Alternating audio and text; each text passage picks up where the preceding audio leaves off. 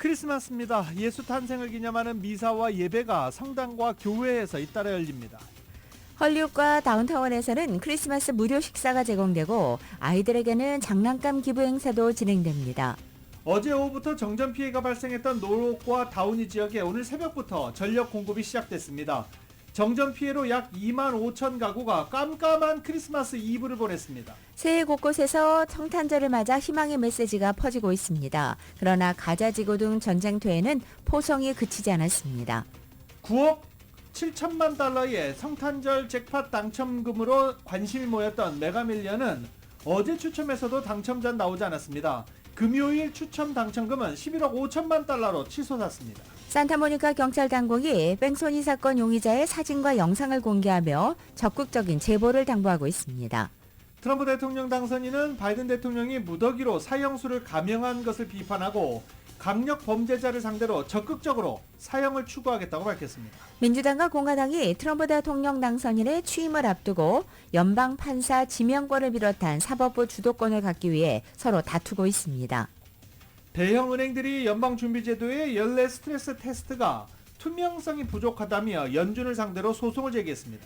파업에 나섰던 전국 약 5천 명의 스타벅스 근로자들이 오늘부터 현장에 복귀합니다. 노조는 이번 파업으로 전국 300개 이상 매장이 문을 닫았다고 밝혔습니다. 바이든 대통령이 주한미군의 현 수준 유지 및 한국에 대한 확장 억제 공약 등의 내용이 포함된 2025년 회계년도 국방수권법에 서명하면서 발효됐습니다. 퇴임을 앞둔 바이든 대통령이 러시아의 에너지 산업을 겨냥한 대규모 제재를 검토하고 있는 것으로 알려졌습니다. 일론 머스크 테슬라 CEO가 텍사스주의 보카치카 지역에 자신만의 도시 건설을 꾀하고 있습니다. 아제르바이잔에서 이륙한 여객기가 카자흐스탄에 추락해 30명 넘게 숨졌습니다. 다행히 28명이 기적처럼 살아남았습니다. 윤석열 대통령은 공수처에 나와 조사받으란 요구에 결국 응하지 않았습니다. 공수처는 출석하라고 다시 요구할지 아예 체포영장을 청구할지 고심 중입니다. 더불어민주당은 늦어도 모레까지 헌법재판관 3명을 한덕수 권한대행이 임명하지 않는다면 한 권한대행에 대해서도 바로 탄핵 절차에 들어가겠다고 밝혔습니다. NBA는 오늘 크리스마스 빅매치 5경기 이어집니다. 레이커스는 골든스테이트와 오늘 오후 5시 경기하고 이 경기는 ABC 채널을 통해 생중계됩니다. 남가주는 오늘 대체로 맑고 건조한 날씨에 LA 한인타운 낮 최고 기온 65도로 예상됩니다. 이 시간 주요 뉴스는 하늘 위 호텔, 세계 최대 항공기 아시아나항공 A380에서 차별화된 서비스를 만나보세요. 고국까지 편안하고 안전하게 모시는 아시아나항공 제공입니다.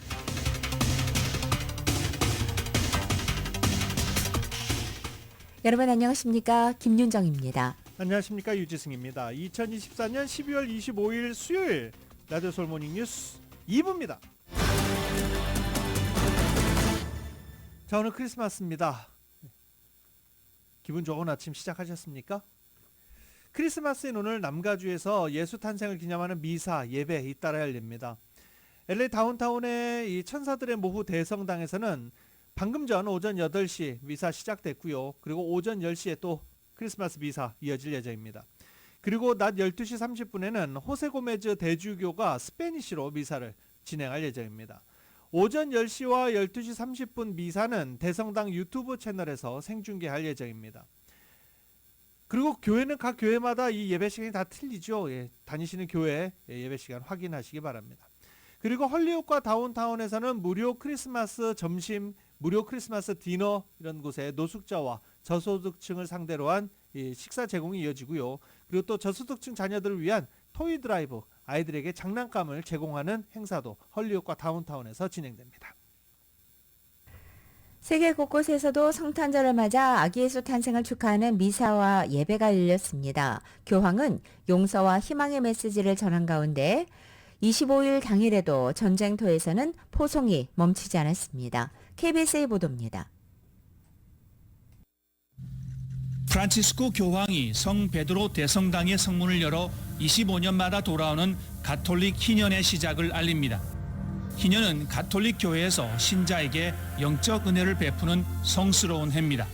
교황은 계속되는 세계 곳곳 전쟁을 언급하며 많은 사람들이 고통받고 있지만 희망과 용기의 힘을 믿자고 메시지를 전했습니다. 이스라엘과 하마스의 전쟁 속에 아기 예수가 태어난 성지 베들레헴은 2년째 성탄 트리가 사라졌습니다. 성탄절이면 몰려들던 순례객들 대신 이스라엘군의 경호를 받으며 추기경은 미사를 집전했습니다. The war is terrible with all the consequences of division. We want to tell to our people not to lose hope. 폐허가 된 가자 지구에서도 가톨릭 신자 100여 명이 모여 미사를 올렸습니다. 성탄절에도 포성은 그치지 않았습니다.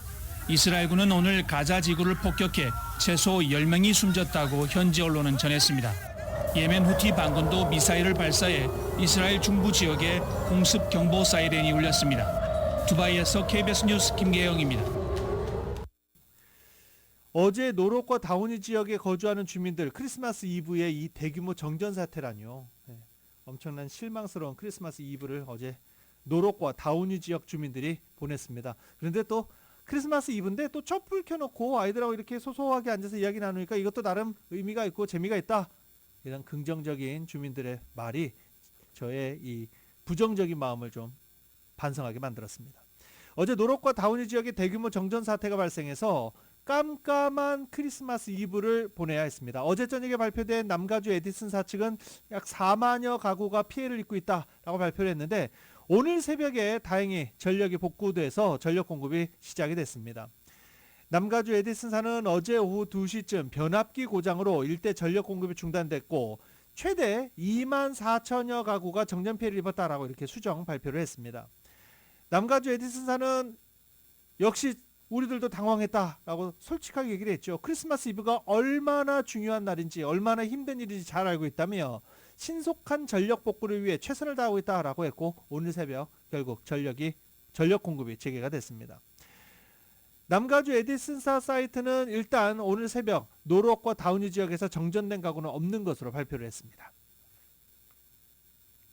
당첨자 배출이 연일 불발되면서 1등 당첨금이 천정부지로 치솟고 있는 까닭에 연말에 미국에 불고 있는 복권 열풍은 당분간 이어질 것으로 전망됩니다. 성탄절 전야였던 어제 24일 밤 메가밀리언 복권 추첨에서 잭팟이 나오지 않았습니다. 27일 금요일 밤으로 예정돼 있는 다음번 추첨에서 잭팟이 나올 경우 받을 수 있는 당첨금은 이에 따라 11억 5천만 달러로 치솟았습니다. 메가밀리언 복권 잭팟은 지난 9월 10일 텍사스에서 8억 1천만 달러 규모로 나온 후 3개월여 동안 나오지 않았고 상금이 누적된 데다가 일확천금의 기회를 노리는 복권 구매자들이 대거 몰려서 이렇게 당첨금이 불어난 것입니다. 만약 27일 금요일 추첨에서 모든 번호를 맞힌 1등 당첨자가 나온다면 29년에 걸쳐 상금 전액을 분할 지급받는 것과 세전 금액으로 5억 1,610만 달러를 일시불로 받는 것 중에 한쪽을 선택할 수 있습니다.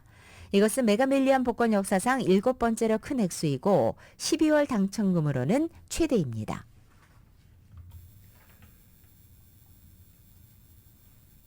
다음 소식입니다. 이 바이든 대통령 이제 성탄 메시지 임기 중에는 올해가 마지막이죠. 바이든 대통령이 성탄절을 맞아서 오늘 그리고 항상 우리나라를 위한 내 희망은 우리가 계속 자유와 사랑, 친절과 연민, 존엄과 품위의 빛을 추구하는 것이다 라고 밝혔습니다. 바이든 대통령은 자신의 X 계정에 대통령으로서 마지막으로 미국인 모두에게 매우 행복한 성탄절이 되기를 기원하게 돼 영광이라며 이같이 적었습니다. 내년 1월 20일 트럼프 당선인의 취임과 동시에 임기를 마무리하는 바이든 대통령은 오늘이 대통령으로서 맞는 마지막 성탄절입니다. 바이든 대통령은 그러면서 신이 여러분 모두를 축복하길 바란다라고 마무리했습니다. 트럼프 당선인도 자신의 소셜미디어에 모두 행복한 성탄절 되길이라는 짤막한 성탄 인사를 남겼습니다.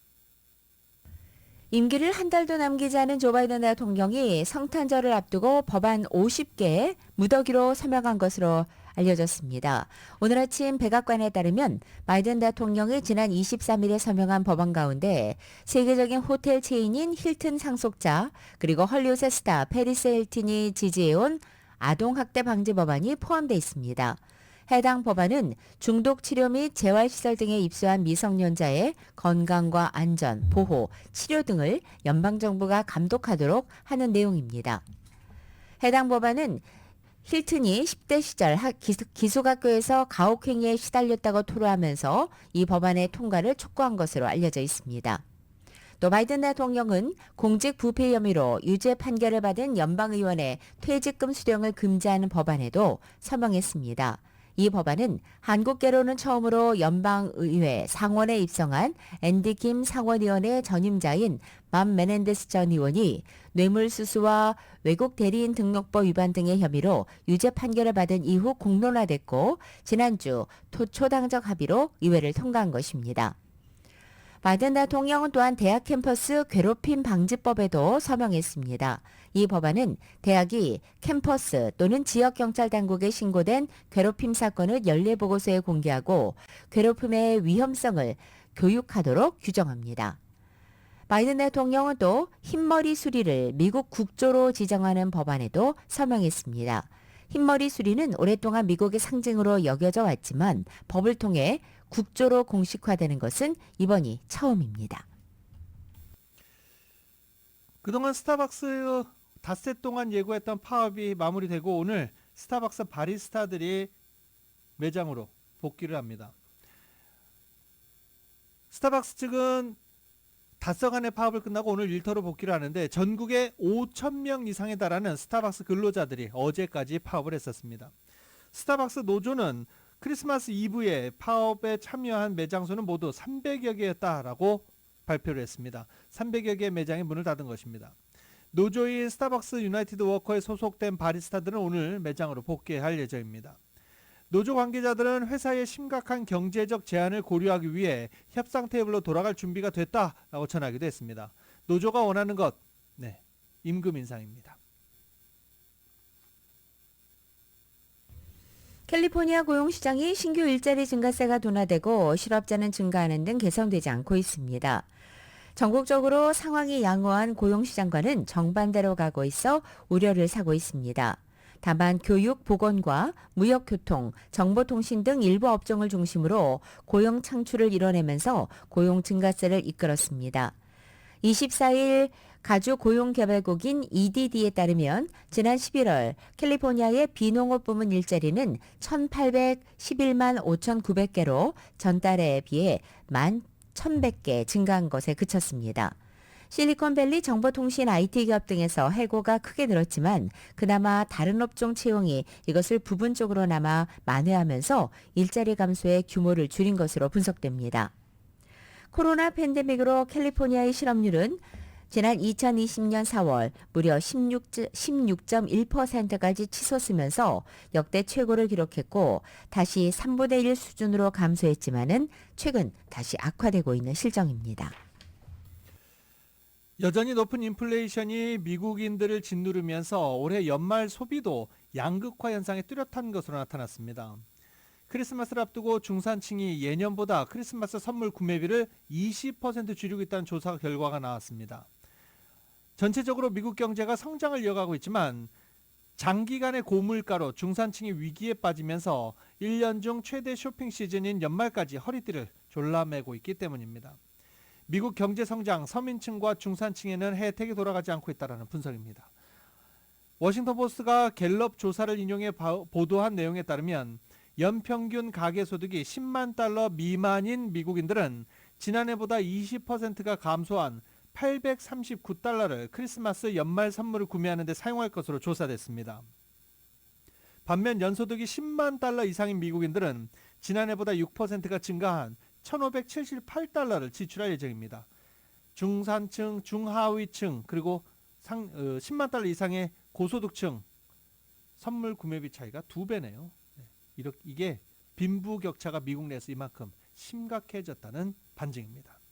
모니카 헤인즈 미네소타대 경제연구 책임자는 모두가 크리스마스 선물 주는 거 좋아하는 거 당연하다. 하지만 소득 불평등이 점점 더 뚜렷해지고 있다며 사람들은 전략하기 위해서 선물 종류를 바꾸고 있는 중이다라고 전하기도 했습니다. 중산층이 선물 구매를 부담스러워하는 이유는 역시 인플레이션입니다. 워싱턴 포스트는 최근 물가 상승이 주춤하지만 최근 몇 년간 계속 올랐기 때문에 중산층은 여전히 부담을 느끼고 있다라고 전했습니다. 물가는 계속 오르고 중산층 일부 자영업자들 그리고 일부 샐러리맨들 월급이 오르지 않았으면 그 자리로 그대로 있는 상황에서 물가만 오른 상황이 되기 때문에 생활고를 겪고 있다라는 분석입니다.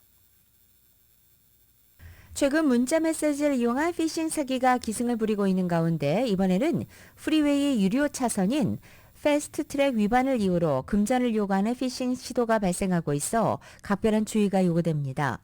올해 초부터 캘리포니아를 비롯해 미 전역에서 보고되고 있는 이 패스트트랙 사칭 피싱 문자는 링크를 클릭할 경우 운전면허증 같은 신분 확인에 필요한 정보를 요구합니다.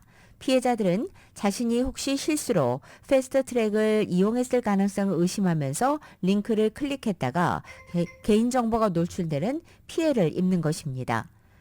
이에 대해서 캘리포니아주 검찰은 패스트트랙은 결제를 요청하는 문자 메시지에 링크를 절대 포함하지 않는다고 주민들에게 경고했습니다. 또 사기가 의심되는 문자 메시지에는 스탑 옵션이 포함되어 있더라도 절대 클릭하지 말고 문자를 삭제하기 전에 검찰이나 FBI 또는 연방거래위원회에 신고할 것을 당부하고 있습니다. 샌디에고 카운티 보건국이 고병원성 조류독감 H5N1 이제 좀 알아두셔야 될 것 같습니다. 캘리포니아주가 조류독감 비상사태를 선포했죠. 조류독감 H5N1입니다. 이 샌디에고 카운티 보건국도 조류독감 고위험으로 생우유 제품을 마시거나 먹지 말라며 반려동물에게도 주지 말라고 주의를 당부했습니다. 생우유나 생유제품은 멸균을 하지 않기 때문에 조류독감, 살모넬라균 등이 함유될 수 있다라고 경고했습니다. 이런 가운데 LA 카운티에서는 조류독감 환자가 처음으로 발생하기도 했습니다. 이외 로컬 소식 이은 기자가 전해드립니다. LA 카운티에서 처음으로 인간 조류독감 환자가 발생했습니다. 보건당국은 LA 카운티에서 발견된 H5 조류독감의 환자는 가축 축사에서 일하던 성인이라고 23일 밝혔습니다. 조류독감에 감염된 환자는 항바이러스제 치료를 받고 집에서 회복 중입니다. 보건국은 감염자와 가깝게 접촉한 사람과 작업장에서 함께 일하던 다른 근로자들의 증상을 모니터링하고 있습니다. 또한 개인보호장비와 테스트기구, 항바이러스 예방조치를 취했습니다. 질병통제예방센터와 주보건부와 긴밀히 협력하고 있는 카운티 보건국은 가축과 접촉하지 않은 일반인이 H5 조류독감에 걸릴 확률이 낮고 바이러스가 사람 사이에 전파된다는 증거는 없다고 강조하고 있습니다. 그러나 보건국은 이번 사건이 기본적인 예방조치를 취해야 한다는 점을 상기시켜준다면서 다음과 같은 주의사항을 당부하고 있습니다. 병든 소나 가금류, 야생 조류 등과의 접촉을 피하고 생우유 등 날것 또는 덜 익은 동물성 제품 섭취를 피하며 애완동물과 집에서 기르는 닭 등의 가금류가 야생동물에 노출되지 않도록 보호해야 됩니다. 인간의 H5 조류독감 증상에는 눈이 충혈되거나 열이 나고 기침 또는 호흡곤란, 근육통이나 몸살, 설사 및 구토 등이 포함됩니다. 우체국 직원이 우편물에서 체크를 훔쳐 28만 달러를 빼돌린 혐의로 체포되었습니다. 연방검찰 캘리포니아 센트럴 지부에 따르면 캄틀 출신 36세 조이비안 추아나 헤이스가 우편물에서 수표를 20장 이상 훔친 혐의로 19일 아침 체포되었습니다. 코스타메사 우체국 직원인 헤이스는 은행 사기 혐의로 기소되었습니다. 법원 문서에 따르면 헤이즈는 지난 7월 이후 코스타메사 우체국에서 도난당한 20장 이상의 수표를 자신의 여러 은행 계좌에 입금했습니다. 해당 수표에는 수취인의 서명이 위조되어 있었으며 그중 일부는 11만 4천 달러가 넘는 고액 수표도 포함되어 있었습니다. 헤이스가 훔친 수표의 총액은 28만 1천 달러에 달하며 또한 우편물을 통해 수만 달러 상당의 현금과 금품을 훔친 혐의도 받고 있습니다. 검찰은 헤이즈가 유죄 판결을 받을 경우 최대 30년 이상의 징역형을 선고받을 수 있다고 밝혔습니다.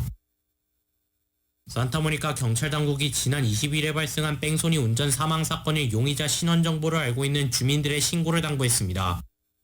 사건은 지난 22일 오후 6시 40분 산타모니카시 첼시 예비뉴와 윌셔 블루바드 교차 구간에서 일어났는데 뺑소니 살인 사건의 용의자는 당시 윌셔 블루바드 남쪽 방면으로 걷고 있던 보행자를 들이받은 뒤 도주했습니다.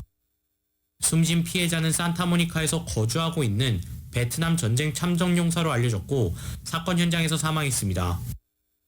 용의자가 운전하던 차량은 흰색 토요타 레브4였고 도주 당시 윌셔 동쪽으로 과속 운전을 한 것으로 확인되었습니다.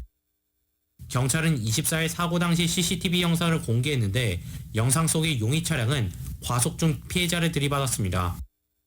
산타모니카 경찰 당국은 용의자의 인상착의가 포착된 사진도 공개했는데 용의자는 인중과 턱 그리고 양쪽 뺨에 수염이 나 있었으며 안경, 검은색 후드티에 회색 추리닝을 입은 것으로 드러났습니다. 해당 사건의 용의자에 대한 제보는 산타모니카 경찰 당국 310-458-8427번으로 하면 됩니다. 41세의 고등학교 교사가 2명의 여학생들을 성폭행한 혐의로 체포되었습니다. 네이선 호크먼 검사장실이 24일 밝힌 바에 따르면 이번 사건의 용의자는 코비나 지역에 위치한 차터 오크 하이스쿨에서 근무했던 조슈아 다니엘 맥긴입니다. 검사실에 따르면 성폭행은 2022년부터 시작됐고 피해 여학생들은 18세 미만의 미성년자입니다. 용의자는 지난 18일 10건의 미성년자 성폭행 혐의로 체포되었습니다. 만일 맥긴이 현재 받고 있는 모든 혐의에 대해 유죄 판결을 받게 되면 최대 13년의 징역을 선고받을 수 있습니다. 용의자 맥긴에 대한 인정신문은 내년 1월 6일에 시작됩니다. 라디오 서울 뉴스 이은입니다.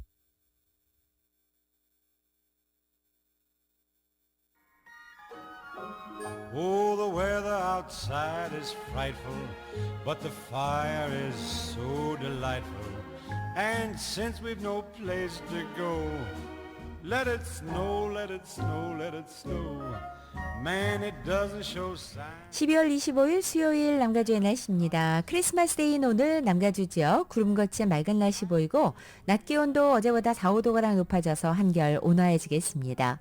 목요일인 내일도 대체로 맑은 날씨에 내일은 낮 기온이 오늘보다 5도가량 더 높아져서 내일부터 평년 기온 웃돌기 시작합니다. 금요일과 토요일에는 구름 낀 흐린 날씨를 보이겠고 낮 기온은 여전히 평년 기온을 살짝 웃도는 상태를 유지하겠습니다. 이번 주 주말을 지나 다음 주 중까지도 남가주 지역의 대부분 낮 최고 기온은 평년 기온을 웃돌아 남가주는 당분간 포근한 날씨가 유지될 전망입니다. LA 한인타운의 오늘 낮 최고 기온 65도, 밤 최저 기온 47도, 오렌지 카운티 지역 65도 46도, 벨리와 일란드 엠파이어 지역은 66도 50도, 해안 지역은 62도 49도로 예상됩니다. 한국도 오늘 전국이 대체로 맑겠고 서울의 오늘 아침 최저 기온 18도, 낮 최고 기온은 33도에 그치겠습니다.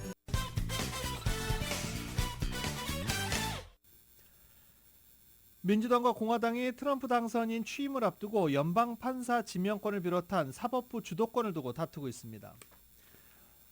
워싱턴 포스트에 따르면 민주당 행정부에서 지명된 연방 판사 3명은 원래 상원이 후임 판사를 인준하면 은퇴하겠다고 했지만 공화당 소속인 트럼프 당선인이 대선에서 이긴 뒤로 입장을 바꿨습니다.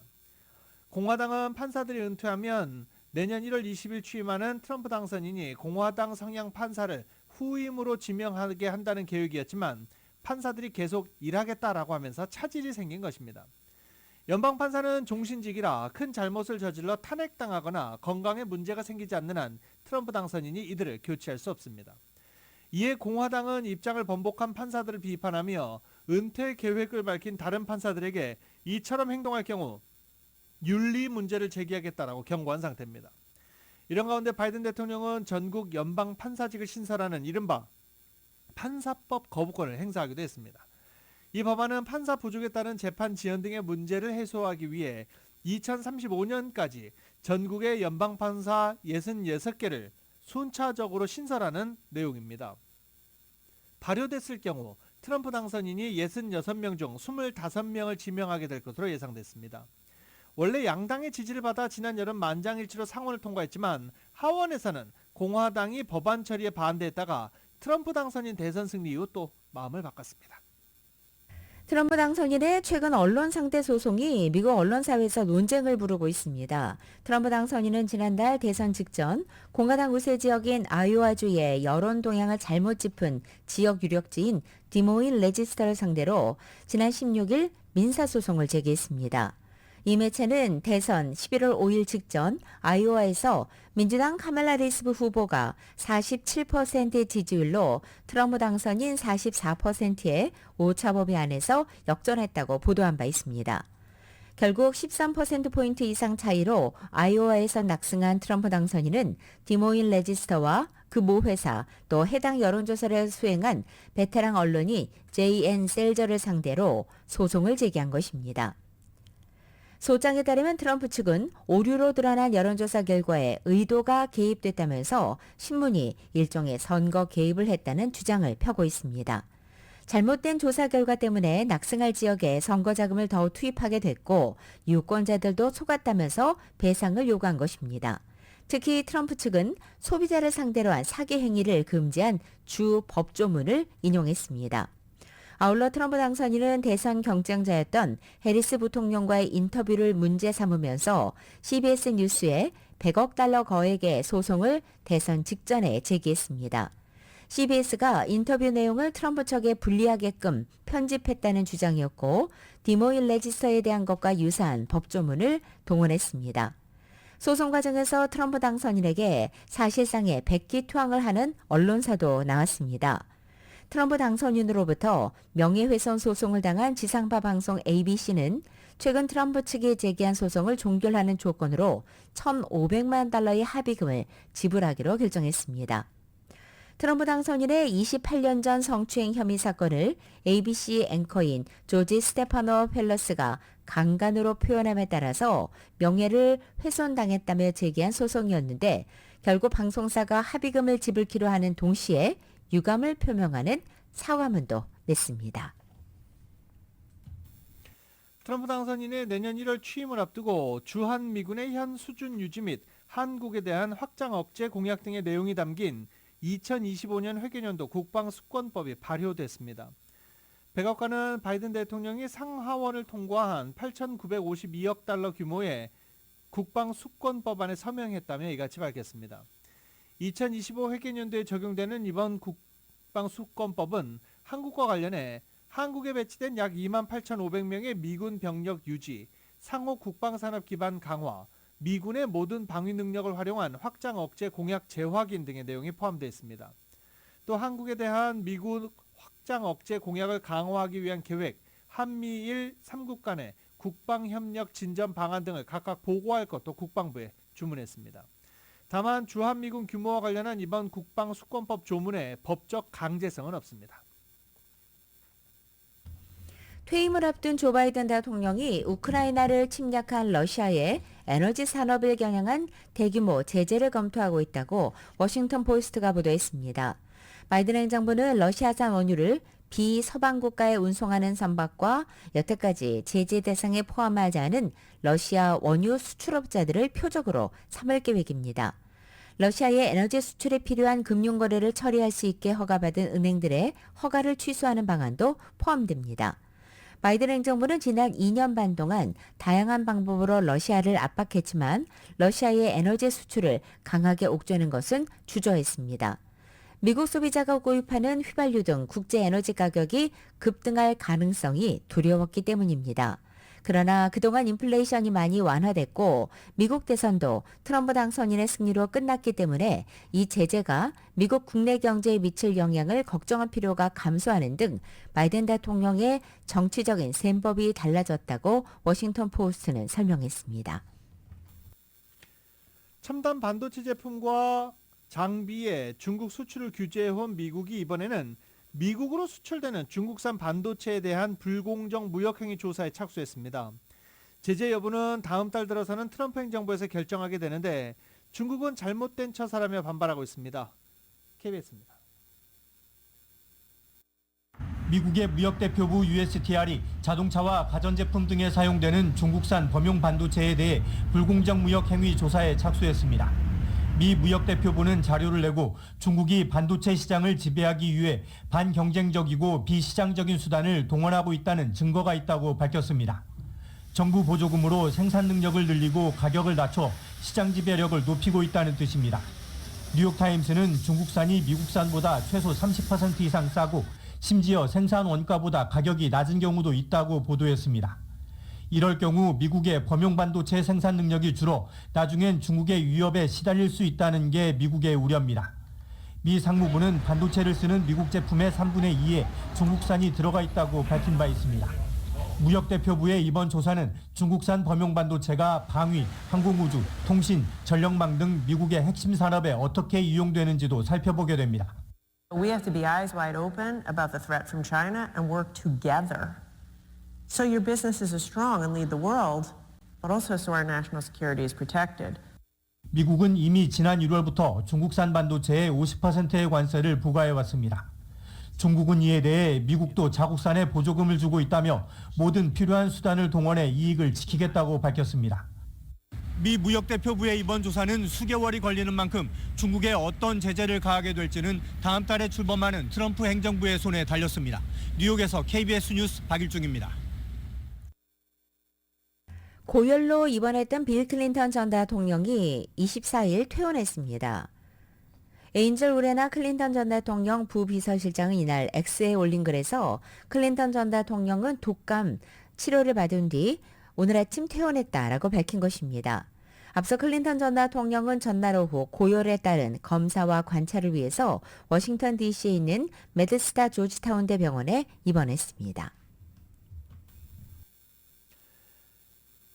대형 은행들이 연방준비제도의 연례 스트레스 테스트의 투명성이 부족하다며 연준을 상대로 소송을 제기했습니다. 외신에 따라 이 블룸버그 통신 등에 따르면 은행정책연구소와 은행가협회 등은 연준의 테스트 기준이 비공개로 설계돼 은행 자본의 변동성과 설명되지 않는 요구사항과 제한을 야기한다며 컬럼버스 연방법원에 소장을 했습니다. 오하이오주 컬럼버스입니다. JP모건 체이스, 골드만삭스, 뱅크 오브 아메리카 등 단체는 이로 인해 미국 내 금융 서비스 비용이 상당히 영향을 받고 있다고 주장했습니다. 또 올해 스트레스 테스트에 사용되는 모델과 시나리오뿐만이 아니라 2025-26년에 적용될 테스트도 불법으로 규정해달라고 법원에 요청하기도 했습니다. 연준이 스트레스 테스트 모델을 시행하기 전에 공공의 의견을 받을 수 있도록 해야 한다라고도 말했습니다. 스트레스 테스트는 은행 건전성을 검토하기 위한 제도로 2008년 금융위기 이후 도입됐습니다. 올해 증시 활용과 내년 비즈니스 환경에 따른 우려로 올해 들어 퇴직한 미국 상장기업 CEO의 수가 사상 최대 기록을 경신했다고 영국의 파이낸셜 타임즈가 24일자로 보도했습니다. 파이낸셜 타임즈는 컨설팅 업체 챌린저 그레이 자료를 인용해서 올해 1월부터 11월에 퇴직한 미국의 상장기업 CEO가 327명으로 기존 연간 최다 기록인 2019년도 312명을 이미 초과했다라고 전한 것입니다. 주요 대기업 CEO 가운데는 보잉의 데이브 카룬, 인텔의 팻 겔싱어, 나이키의 존 도나유 등이 주가 하락 와중에 상당한 파장을 일으키면서 올해 물러났습니다. 컨설팅 업체 러시아 레이놀즈에 따르면 올해 3분기에 퇴직한 CEO들 가운데 8명은 3년을 채우지 못한 채 물러났고 이는 조기 퇴진 CEO 수로는 2019년 이래 가장 많은 것이라고 밝혔습니다. 일부 분야 CEO들은 내년에 찾아올 파고를 두려워해서 퇴직을 선택할 수도 있다는 관측이 나왔습니다. 트럼프 대통령 당선인이 관세 대폭 인상 방침과 함께 자유무역에 위협을 가함에 따라서 글로벌 공급망을 관리하는 CEO들은 앞으로 다가올 골칫거리를 떠안느니 차라리 은퇴를 택했다는 것입니다. 상장기업 CEO가 비상장기업 임원 자리로 옮기는 경우도 나와 있습니다. 비상장기업은 상장기업만큼 까다로운 규제를 받지 않고 지분을 이용한 보상도 더 너그럽게 주기 때문입니다.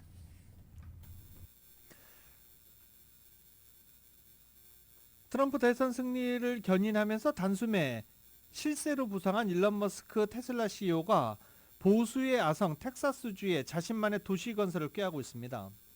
뉴욕타임즈에 따르면 텍사스주 남쪽 끝단 보카치카 지역에 자리 잡은 머스크 소유의 우주기업 스페이스X 본사 직원들은 최근 새 지방자치단체 구성을 위한 서명과 함께 청원을 제출했습니다. 스페이스X 전용 우주기지인 스타베이스가 있는 이곳에 동명의 소도시를 세우고 선거를 통해 시장을 뽑겠다는 게 주 내용입니다.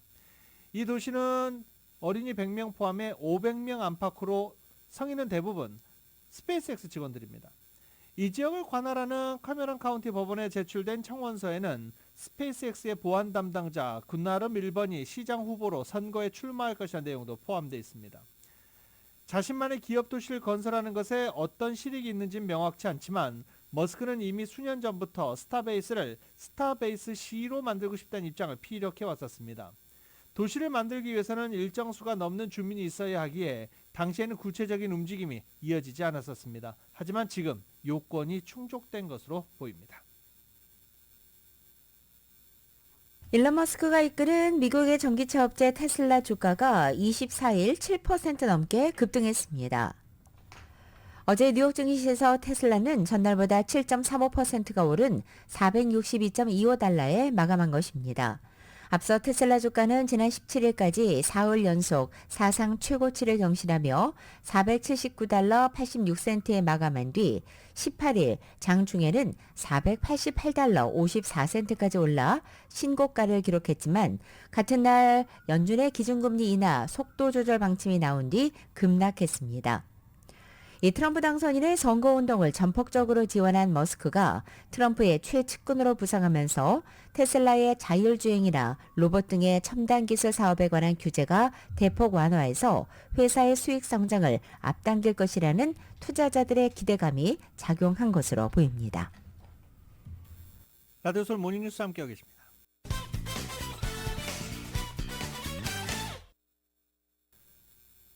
라디오 서울 모닝뉴스 함께하고 계십니다. 하와이 섬 이 빅 아일랜드의 활화산 킬라우에 화산이 석 달여 만에 다시 분화해 시뻘건 용암을 뿜어내고 있습니다. 한때 80m 높이의 용암 분출이 관측되기도 했는데 용암은 계속 솟구쳐 오르고 있는 상황입니다. 하지만 일단 분화구 내에서 안정된 패턴을 보이자 즉각 위험은 없다고 판단해 지질조사국과 화산 관측소는 경보 수준을 주의로 낮춘 상태입니다. 바람이 부는 남서쪽으로 화산가스가 영향을 미칠 수 있다며 주민과 방문객들은 피부와 눈에 자극을 유발할 수 있는 화산 입자에 노출되는 것을 최소화하라고 당부하기도 했습니다. 이 화산가스에 포함된 이산화황 등은 인체와 농작물에 매우 해로운 것으로 알려져 있습니다. 아제르바이잔에서 이륙한 여객기가 카자흐스탄에 추락해 30명 넘게 숨졌습니다. 기체가 두 동강에 나고 탑승자 절반이 넘게 숨질 만큼 큰 사고였지만 다행히 28명이 기적처럼 살아남았습니다. KBS의 보도입니다. 착륙을 위해 바퀴를 꺼낸 여객기가 위태롭게 흔들립니다. 잠시 후 기체가 한쪽으로 기울어지더니 결국 카자흐스탄 악타우 공항에서 3km 떨어진 곳에 추락합니다. 화염이 솟구치는 큰 충돌로 여객기는 두 동강이 났습니다. 아제르바이잔 항공 소속인 이 여객기에는 승객과 승무원 67명이 타고 있었는데 이 가운데 30여 명이 숨졌습니다. 승객들은 아제르바이잔과 러시아, 카자흐스탄과 키르기스스탄 국적이었습니다. 탑승 인원 가운데 28명은 기적처럼 생존했습니다. 일부 승객은 부서진 기체에서 걸어 나오는 모습이 목격됐습니다. 동체 일부가 땅에서 미끄러지며 추가 손상을 입지는 않았기 때문으로 추정됩니다. The plane, an Embraer 190, was 11 years old and seemingly had been in good condition, even though it had been recently stored. 다만 생존자 가운데 12명은 중태여서 사망자는 더 늘어날 수 있습니다. 사고 원인은 세대와의 충돌로 인한 엔진 고장으로 알려졌습니다. 여객기는 아제르바이잔 바쿠를 출발해 체첸공화국 그로즈니로 가던 중이었는데 비상 상황이 발생하자 카자흐스탄의 공항으로 항로를 바꾸던 중이었습니다. 항공기 추적 사이트에는 이 여객기가 착륙 지점을 찾기 위해 공항 인근을 선회했던 기록이 남아 있습니다. 아제르바이잔 대통령은 러시아 방문을 취소하고 급거 귀국했습니다. KBS 뉴스 박석호입니다. 별도의 비자 없이 전 세계 116개국을 여행할 수 있는 미국 여권이 여권 파워 랭킹에서 8위에 올랐습니다. 이 패스포드 인덱스에 따르면 미국 여권으로 무비자 입국이 가능한 국가는 한국을 비롯해 116개국으로 여권 파워 랭킹 8위에 올랐습니다. 1위는요, 아랍에미레이트로 비자 없이 입국할 수 있는 나라는 180개국입니다. 한국은 몇일까요? 네, 한국은 5위입니다. 미국보다 높죠. 176개국을 무비자로 입국할 수 있습니다. 2024년 12월 25일 크리스마스인 수요일에 전해드린 라디오 서울 모닝뉴스 여기서 마치겠습니다. 메리 크리스마스입니다. 지금까지 진행의 유지승, 김윤정이었습니다.